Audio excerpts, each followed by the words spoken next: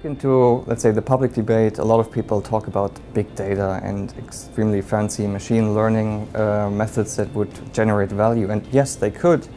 But when we work with customers or with companies most of the time, we see that it's not necessarily big data that you need to already make a difference in the way you operate the last mile.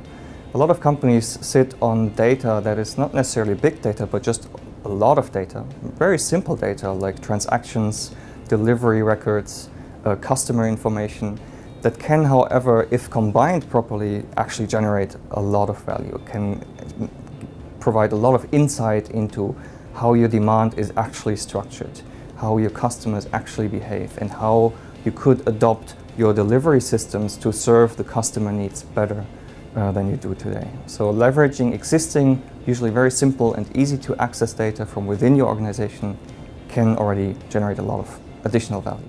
We're basically talking about anyone, any company who has to serve customers in an urban setting, either by a fleet of vehicles, for instance, that the company controls itself, or by managing service providers like the UPSs and FedEx of this world, to which the actual delivery process is outsourced.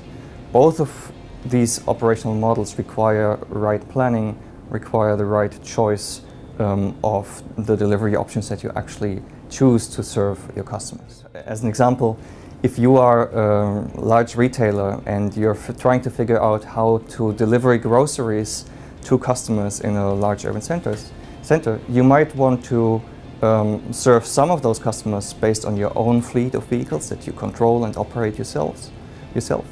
And there might be some areas of the city or some groups of customers that you would rather order, let's say, an Uber Rush delivery. So you outsource that delivery, the last mile part of the delivery to the customer, to a third-party provider. And making that choice, making that decision when to use your own fleet or when to use someone else's fleet, is one of the questions that we try to answer with the models that we build. Technology helps us to get better data, more accurate data, higher resolution data more easily. To give you an example, nowadays most fleet operators have GPS trackers on their vehicles.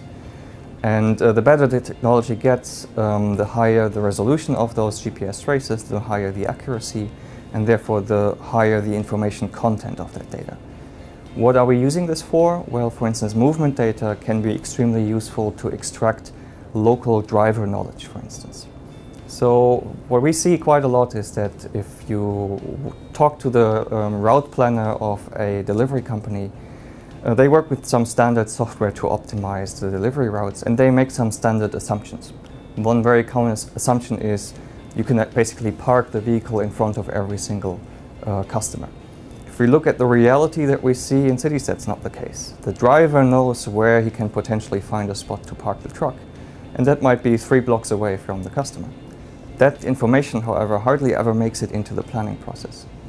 If you now have high-resolution movement data, and you might be able to connect it to transactional data, so you basically know not only where did the vehicle stop, but also which customers were served from that stop, you can extract that information and basically feed it back into your route planning system. So you can come up with more realistic and therefore more easy to actually adhere to plans on how you operate the last mile.